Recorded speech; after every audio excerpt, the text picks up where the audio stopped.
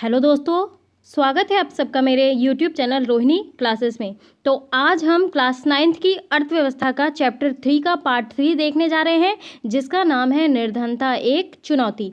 तो इसके पहले और दूसरे पार्ट में हम देख चुके हैं निर्धनता की परिभाषा के बारे में। दो कहानियों के माध्यम से हमने समझने का प्रयास किया था, शहरी निर्धनता और ग्रामीण निर्धनता के बारे में, ठीक है।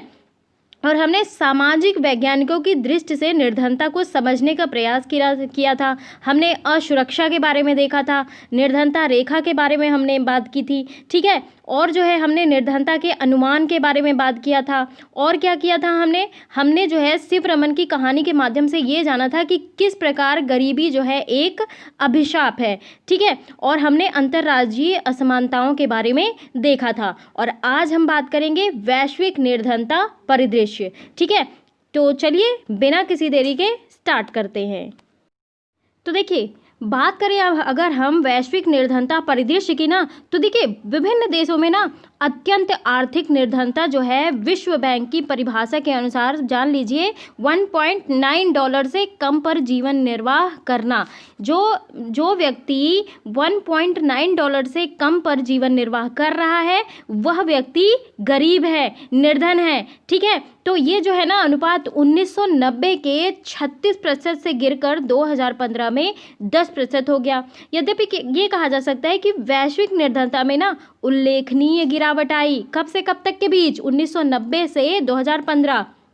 लेकिन इसमें ना बृहद क्षेत्रीय भिन्नताएं पाई जाती हैं। अब देखिए, तीव्र आर्थिक प्रगति, मानव संसाधन विकास में बृहद निवेश के कारण चीन और दक्षिण पूर्व एशिया के देशों में निर्धनता में विशेष कमी आई है। कैसे कमी आई है? उन्होंने मानव संसाधन का विकास किया है। मानव संसाधन का विकास कैसे होगा? हम देख चुके हैं क्लास 8 में। कैसे होगा? जब उन्हें हम शिक्षा देंगे, उनका स्वास्थ्य अच्छा रहेगा, उन्हें रोजगार प्रदान होगा, है ना।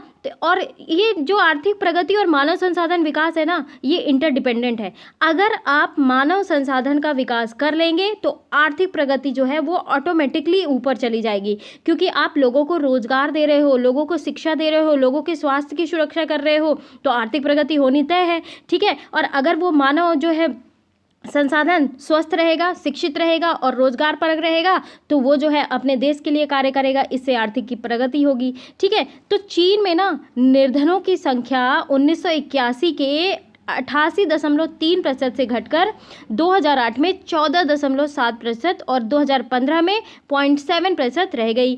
तो कहने का तात्पर्य ये है कि जैसे जैसे जो समय बीतता गया तो गरीबी भी घटी है। तो दक्षिण एशिया देशों में जैसे कि देख लीजिए, भारत, पाकिस्तान, श्रीलंका, नेपाल, बांग्लादेश, भूटान में निर्धनों की संख्या में गिरावट इतनी ही तीव्र रही है। ये चीज़ ध्यान रखेंगे।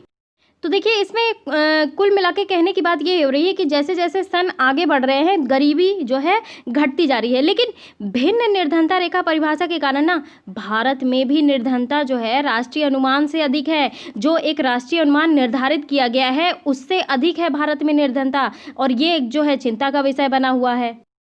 अब देखिए, इस चार्ट के माध्यम से हम समझने का प्रयास करेंगे कि कहाँ पे निर्धनता सबसे ज़्यादा है, किस राज्य में भारत के, और कहाँ पे सबसे कम, और भारत की निर्धनता जो है कितना है अनुमानता। ये देखिए, आप सबसे पहले बात कर लीजिए भारत की। तो ये देखिए भारत में कितना है, 21.9% है निर्धनता अनुपात, ठीक है।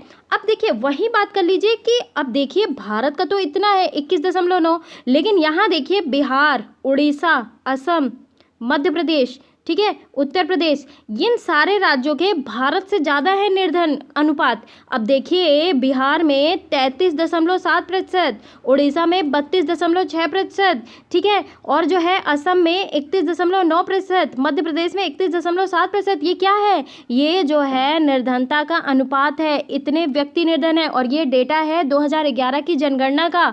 अब देखिए, अगर हम बात कर लिए इसी में कि सबसे कम निर्धन राज्य कौन कौन है, तो देखिए केरला में जो है सबसे कम निर्धन लोग हैं 7.1 ओनली, ठीक है। इसके पश्चात आता है बारी हिमाचल प्रदेश का 8.1, फिर पंजाब का 8.3, फिर आता है आंध्र प्रदेश का 9.2, और इसी प्रकार जो है वो बढ़ते जा रहे हैं। तो ये चीज़ ध्यान रखेंगे।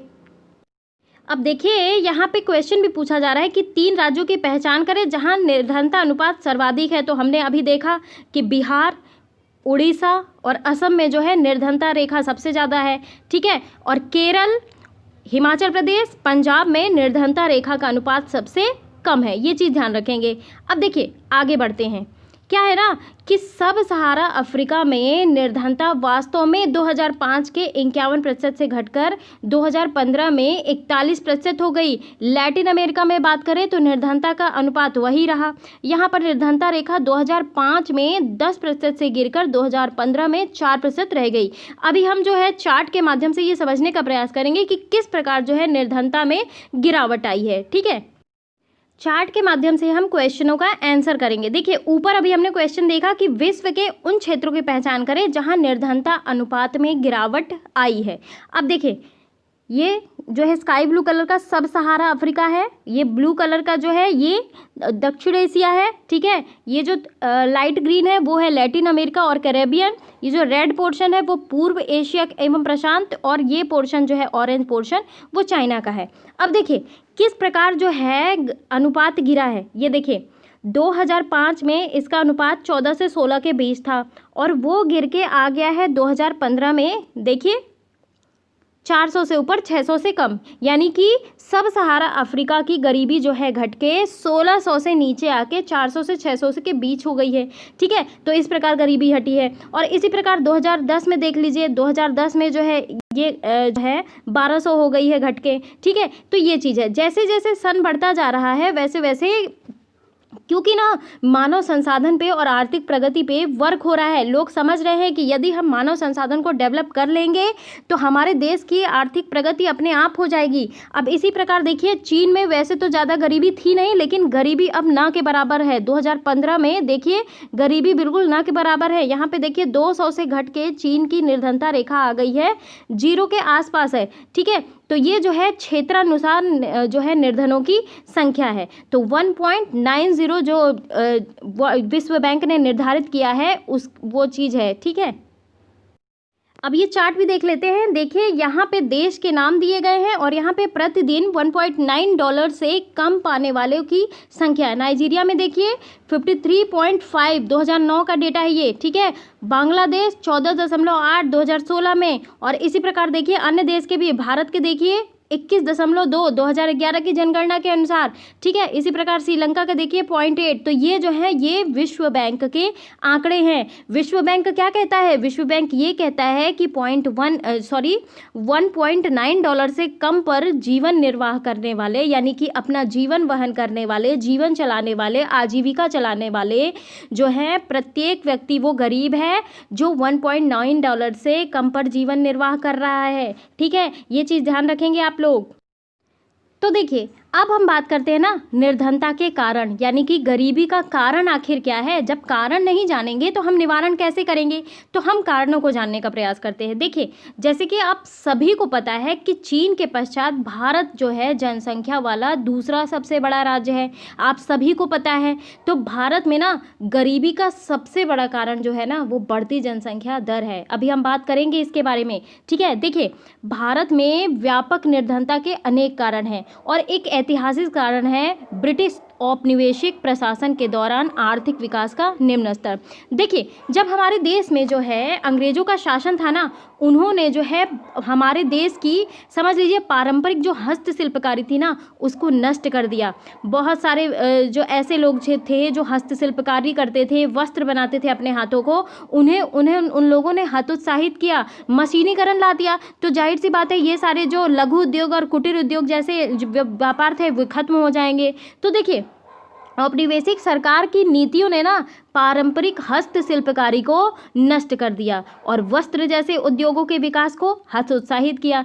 तो विकास की धीमी दर ना 1980 के दशक तक जारी रही। ये चीज़ ध्यान रखेंगे। इसके परिणाम स्वरूप क्या हुआ? रोजगार के अवसर घटे। अब जाहिर सी बात है जब विकास की दर धीमी होगी तो बेरोजगारी बढ़ेगी, रोजगार के अवसर घटेंगे, आय में वृद्धि दर भी घटेगी। ठीक है, और इसके साथ साथ ना जनसंख्या में उच्च दर की वृद्धि हुई, ये भी चीज़ ध्यान रखेंगे। तो इससे जो है निरक्षरता, यानी कि लोग ज़्यादा पढ़ लिख नहीं रहे थे। ठीक है, खराब स्वास्थ्य सुविधाएं, वित्तीय संसाधनों की कमी की दर जो है बढ़ रही थी। इसके अलावा जो है जनसंख्या दर के प्रति ना आप ध्यान रखेंगे प्रति व्यक्ति आय भी प्रभावित होती है। अब जाहिर सी बात है, आप ये देख लीजिए कि जैसे मैं आपको एक उदाहरण के माध्यम से समझाने का प्रयास करती हूँ कि एक घर में मान लीजिए 4 सदस्य हैं, ठीक है, और उसी जो है बगल में घर में 10 सदस्य हैं। तो आप ये सोच के चलिए कि दोनों की इनकम सेम है, ठीक है, सेम है।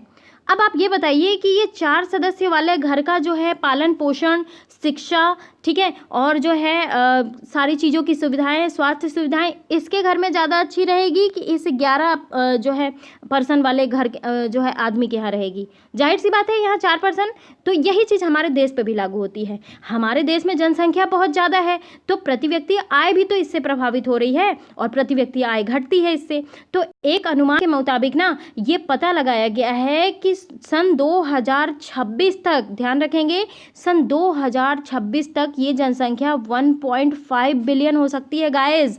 और भारत जो है ना विश्व का सबसे अधिक आबादी वाला राष्ट्र हो सकता है, यानी कि चीन को भी पछाड़ सकता है, ठीक है। तो भारत की आबादी जिस रफ्तार से बढ़ रही है ना, उस रफ्तार से भारत की अर्थव्यवस्था तो बढ़ नहीं रही है। और आप सभी को मैं एक बात बता दूं, जैसे कि आप सभी जानते हैं कि इस समय कोविड-19 का दौर चल रहा है, तो हमारी जीडीपी ना, आप मानोगे नहीं, हमारी जीडीपी -23.9% गिर के, यानी कि शून्य से बहुत नीचे आ गई है। तो इससे क्या होगा, हमारी जीडीपी घट रही है, तो इससे बेरोजगारी बढ़ेगी, ठीक है, लोग जो है बेरोजगार होते जाएंगे और गरीबी बढ़ना ये तो तय ही है, ठीक है। तो ये चीज़ वर्डन पड़ती है। अब देखिए, जब जनसंख्या बढ़ेगी तो बुनियादी वस्तुएं भी तो चाहिए, रोटी कपड़ा मकान सबकी ज़रूरतें हैं। तो बुनियादी वस्तुओं की ना लगातार बढ़ती कीमतें भी जो है ना, एक जो है गरीबी का बहुत बड़ा कारण है। अब देखिए, गरीबी रेखा के नीचे रहने वाले व्यक्ति के लिए जीवित रहना जो है एक चुनौती है।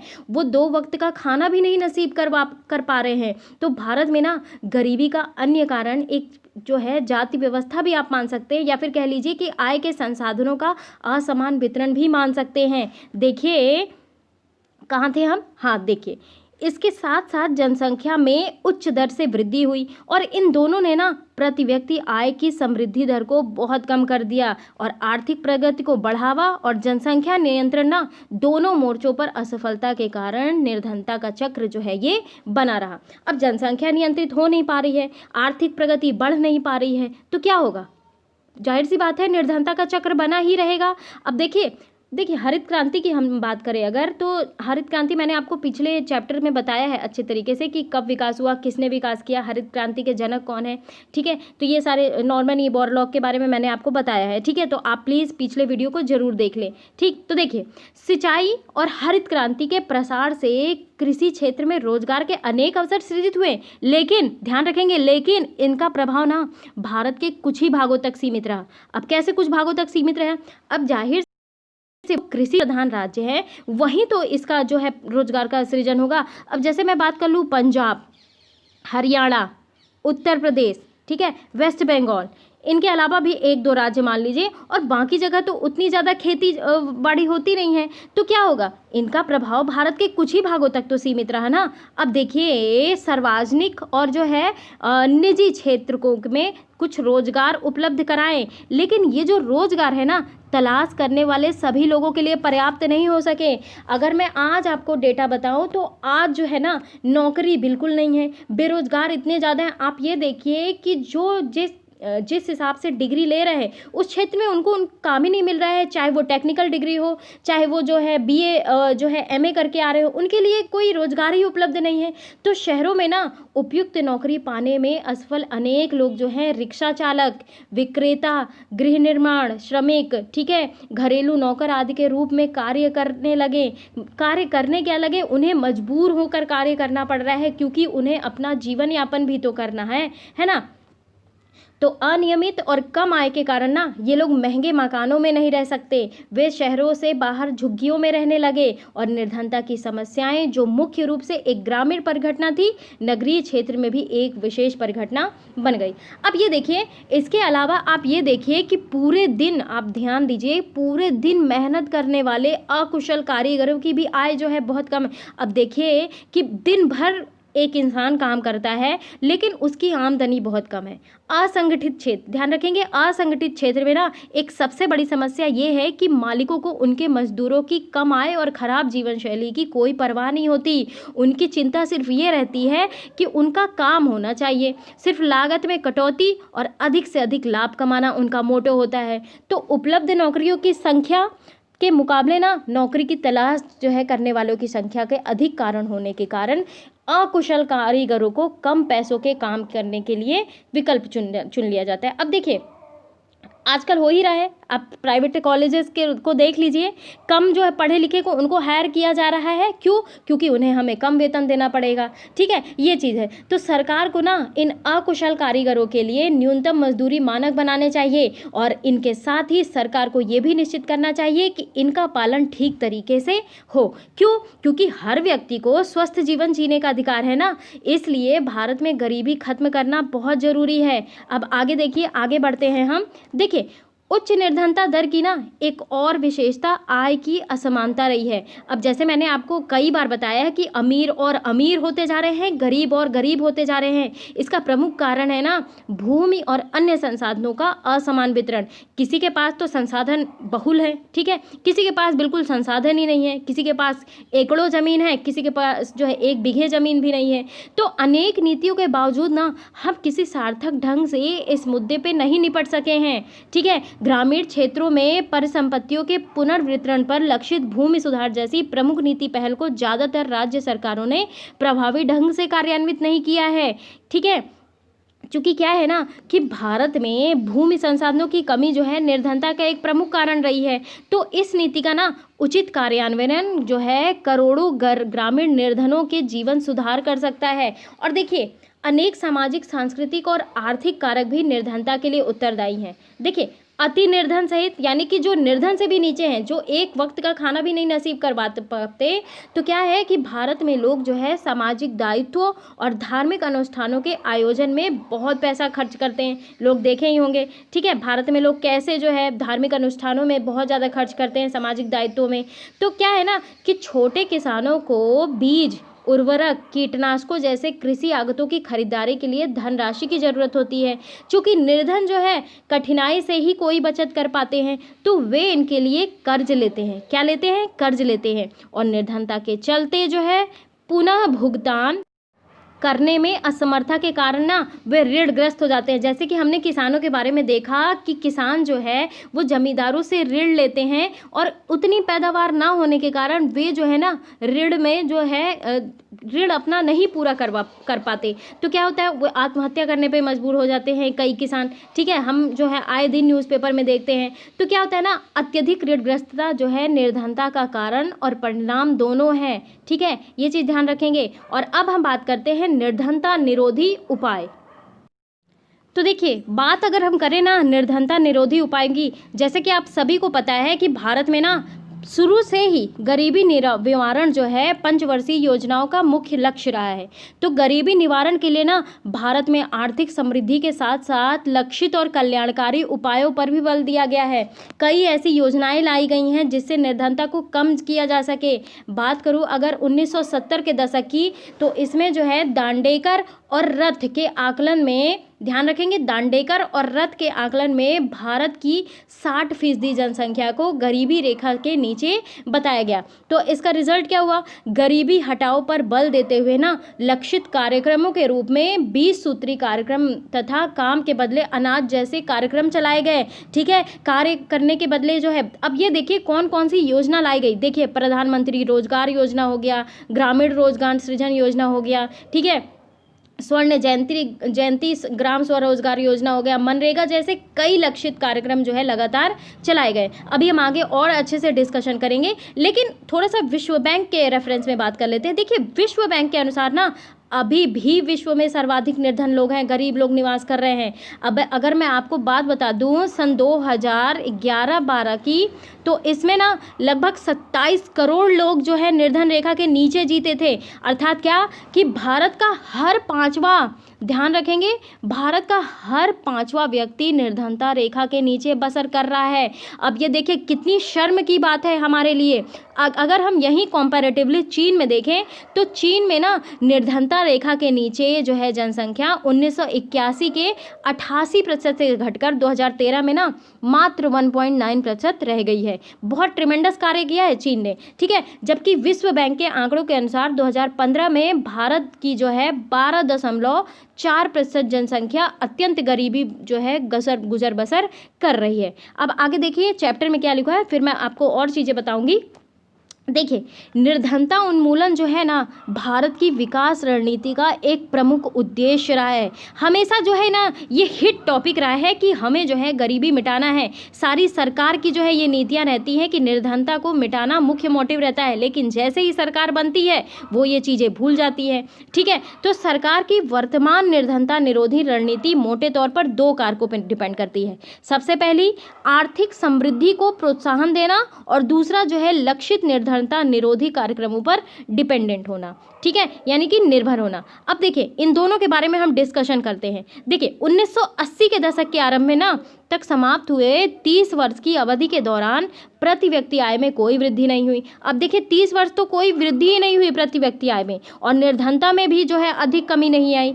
तो बात करेंगे 1950 के दशक के आरंभ में ना आधिकारिक निर्धनता अनुपात जो है 45% था, और 1980 के दशक के आरंभ में वही बना रहा, मतलब कि कांस्टेंट बना रहा। गरीबी जितनी अनुपात में थी उतनी ही बनी रही। 1980 के दशक से भारत में आर्थिक समृद्धि दर जो है विश्व में सबसे अधिक रही। देखिए समृद्धि दर जो है ना 1970 के दशक के करीब 3.5% के औसत से बढ़कर 1980 और 90 के दशक में 6% के करीब पहुंच गई। तो विकास का दर जो है निर्धनता को कम करने में एक महत्वपूर्ण भूमिका निभाई। एज यूजुअल है, आपकी जीडीपी बढ़ेगी तो विकास की उच्च दर बढ़ेगी, विकास की उच्च दर बढ़ेगी तो निर्धनता कम होगी। निर्धनता कैसे कम होगी? जब हम मानव संसाधन का विकास करेंगे। मानव संसाधन का विकास कैसे होगा? जब उन्हें हम शिक्षा, रोजगार और जो है स्वास्थ्य सुविधाएं मुहैया कराएंगे। तो इसलिए ना ये स्पष्ट होता जा रहा है कि आर्थिक समृद्धि और निर्धनता उन्मूलन के बीच एक घनिष्ठ संबंध बना है,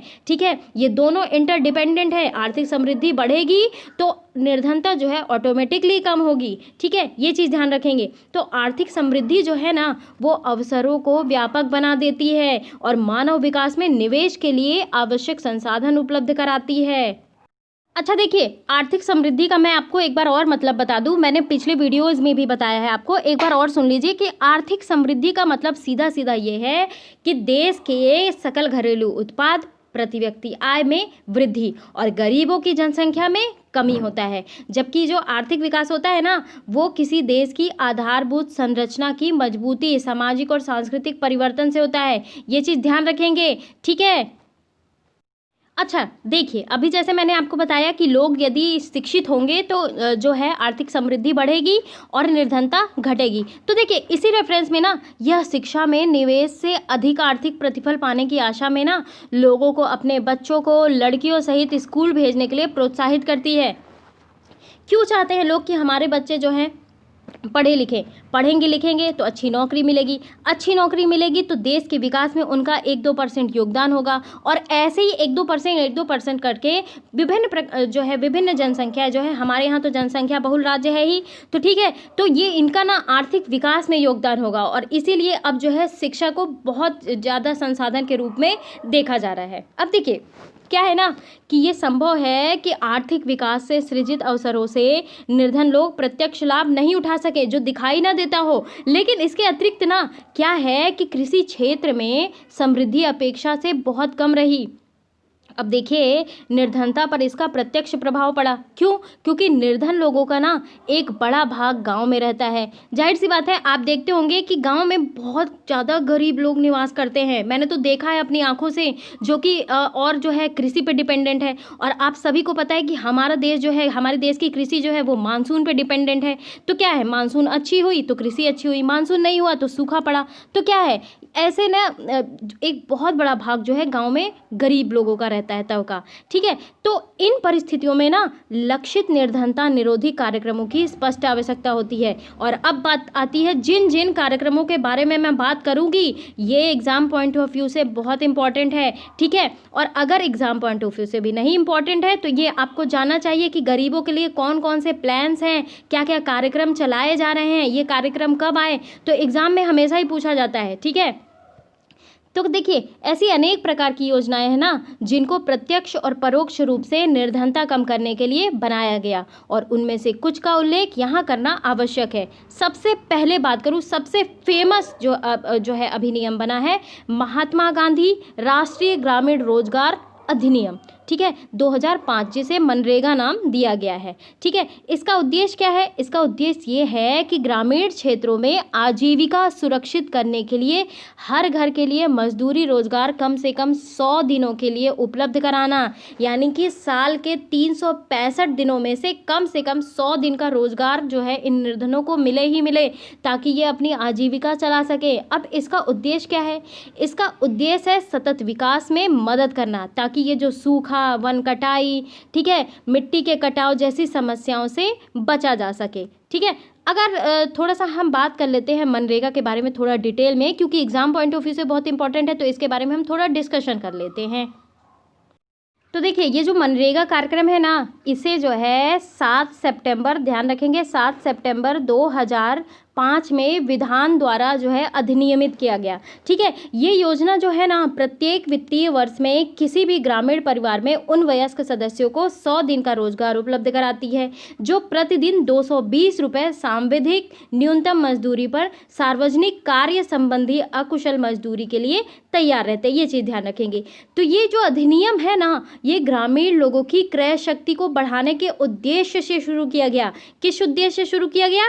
ग्रामीण लोगों की क्रय शक्ति को बढ़ाने के उद्देश्य से। अब देखिए मुख्य रूप से ना ग्रामीण जो हैं भारत में रहने वाले लोगों के लिए अर्ध कौशलपूर्ण और बिना कौशलपूर्ण कार्य, चाहे वे गरीबी रेखा से नीचे हो या ना हो, तो नियत कार्य बल का ना करीब 1/3 महिलाओं से निर्मित है। तो सरकार जो है एक कॉल सेंटर खोलने की योजना भी बना रही है, तो अब जो है वो खोली भी जा चुकी है। तो इस अधिनियम को जो है ना बहुत अच्छे तरीके से अभी भी चलाया जा रहा है। कांग्रेस की सरकार ने स्टार्टिंग की थी और अब जो है बीजेपी की सरकार है, तब भी ये योजना जो है चल रही है, क्योंकि ये जो है ना गरीबी को मिटाने के लिए बहुत अच्छा कार्य हो रहा है इसके लिए।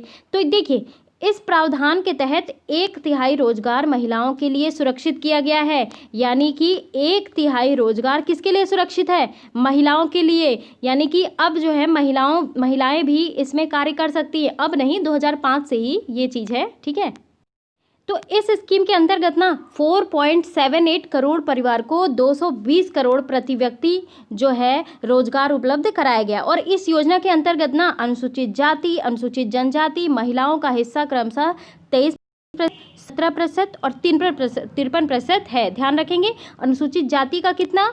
23%, अनुसूचित जनजाति का 17% और महिलाओं का 53%, ठीक है। तो औसतन रोजगार वर्ष ना 2006-07 में 65 रुपये से बढ़ाकर 132 रुपये 2013-14 में कर दिया गया। और हाल ही में मार्च 2018 में विभिन्न राज्यों में अकुशल मैनुअल श्रमिकों के लिए मजदूरी दर संशोधित कर दी गई है। और इन राज्यों और संघ शासित प्रदेशों में मजदूरी की सीमा दर जो है 281 रुपये प्रतिदिन हरियाणा के श्रमिकों के लिए और 168 प्रतिदिन जो है बिहार और झारखंड के श्रमिकों के लिए तय कर दी गई है। ये चीज़ ध्यान रखेंगे। अब देखिए केंद्र सरकार जो है ना राष्ट्रीय रोजगार गारंटी कोष भी स्थापित करेगी और इस तरह राज्य सरकारें भी योजना के कार्यान्वयन के लिए राज्य रोजगार गारंटी कोष की स्थापना करेंगी।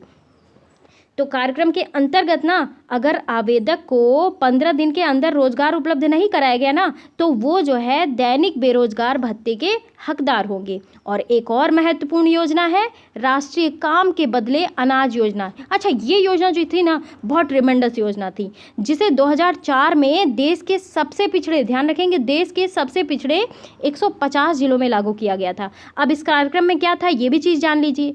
यह कार्यक्रम जो था ना उन सभी ग्रामीण निर्धनों के लिए था, गरीबों के लिए था, जिन्हें मजदूरी पर रोजगार की आवश्यकता है और जो अकुशल शारीरिक काम करने के इच्छुक हैं। तो काम के बदले अनाज योजना, यानी कि वो कार्य करेंगे, उन्हें अनाज मिलेगा। ठीक है, तो इसका कार्यान्वयन जो था ना वो 100% केंद्रीय वित्त पोषित कार्यक्रम के रूप में किया गया। राज्यों को खाद्यान्न जो है निःशुल्क उपलब्ध कराए जा रहे हैं केंद्र सरकार द्वारा। तो एक बार NREGA लागू हो जाए तो क्या होता है, तो काम के बदले अनाज योजना को राष्ट्रीय कार्यक्रम भी इसी कार्यक्रम के अंतर्गत आ जाएगा। अब देखिए अगली योजना क्या है, अगली योजना है प्रधानमंत्री रोजगार योजना। ये कब आरंभ हुई, 1993। कब आरंभ हुई ये चीज़ ध्यान रखेंगे, कौन कौन सी योजना, ठीक है, एग्जाम में पूछ लिया जाता है। तो इस कार्यक्रम का उद्देश्य जो था ना वो ग्रामीण क्षेत्रों और छोटे शहरों में शिक्षित बेरोजगार, ध्यान रखेंगे, शिक्षित बेरोजगार युवाओं के लिए स्वरोजगार के अवसर उपलब्ध कराना, सृजित करना। तो उन्हें जो है ना लघु व्यवसाय और उद्योग स्थापित करने में उनकी सहायता दी जाती थी, ठीक है, दी जाती है, सॉरी। ग्रामीण रोजगार सृजन कार्यक्रम ये भी अलग योजना है, ये आरंभ की गई थी 1995 में। इसका उद्देश्य क्या था ये भी जान लीजिए कि ग्रामीण क्षेत्रों और छोटे शहरों में स्वरोजगार के अवसर सृजित करना, ठीक है, ये चीज़ ध्यान रखेंगे। तो 10वीं पंचवर्षीय योजना में इस कार्यक्रम के अंतर्गत 25 लाख नए रोजगार अवसर जो है वो सृजित करने का लक्ष्य रखा गया था। तो अगला योजना है स्वर्ण जयंती ग्राम स्वरोजगार योजना। कि कौन सी योजना, स्वर्ण जयंती ग्राम स्वरोजगार योजना। ये आरंभ हुई थी 1999 में। इसका उद्देश्य है सहायता प्राप्त निर्धन परिवारों को स्व सहायता समूहों में संगठित कर बैंक ऋण और सरकारी सहायकी के संयोजन द्वारा निर्धनता रेखा से ऊपर लाना। अगली योजना है प्रधानमंत्री ग्रामोदय योजना। ये आरंभ हुई है 2000 में। इसके अंतर्गत ना प्राथमिक स्वास्थ्य, प्राथमिक शिक्षा, ग्रामीण आश्रय, ग्रामीण पेयजल और ग्रामीण विद्युतीकरण जैसी मूल सुविधाओं के लिए राज्यों को अतिरिक्त केंद्रीय सहायता प्रदान की जाएगी। ठीक है, तो केंद्र जो है राज्यों की सहायता करेगा। और एक और महत्वपूर्ण योजना है अंत्योदय अन्न योजना, जिसके बारे में आप अगले अध्याय में विस्तार पूर्वक पढ़ेंगे जब हम खाद्य सुरक्षा वाला चैप्टर पढ़ेंगे। ठीक है, तो आगे देखते हैं। अब इन कार्यक्रमों के ना मिले जुले परिणाम हुए, पूरा का पूरा परिणाम नहीं आया, क्योंकि अगर परिणाम आता तो एक ही योजना से काम हो जाता, लेकिन इतनी सारी योजनाएं आए लेकिन मिली जुले परिणाम आए। अब उनके कम प्रभावी होने का ना एक सबसे बड़ा कारण है कार्यान्वयन और उनका सही लक्ष्य निश्चित करने में कमी। सबसे पहली बात तो उनका कार्यान्वयन सही से नहीं हो पाया, हर जगह उचित तरीके से इम्प्लीमेंटेशन नहीं हो पाया। दूसरा, लक्ष्य निश्चित करने की कमी। अब देखिए इसके अतिरिक्त ना कुछ योजनाएं जो है परस्पर व्यापी भी हैं। अब देखिए अच्छी नीयत के बावजूद ना इन योजनाओं के लाभ उनके पात्र निर्धनों को पूरी तरीके से नहीं मिल पाता। ठीक है, और इसलिए हाल के वर्षों में निर्धनता उन्मूलन कार्यक्रमों के उचित परिवीक्षण पर अधिक बल दिया जा रहा है। यानी कि हर जगह जो ये कार्यक्रम चल रहे हैं सुपरविजन की ज़रूरत है, हर जगह जो है सुपरवाइज करना होगा, क्योंकि इनमें भी ना घूसखोरी लूटखोरी जमी हुई है। ठीक है, हर जगह बिचौलिए उपलब्ध है, तो ये जो है जो डिज़र्व करते हैं उन्हें ये कार्य नहीं मिल रहा है, लोग पैसे लेके कुछ भी कर दे रहे हैं। ठीक है, तो ये चीज़ है, तो इसलिए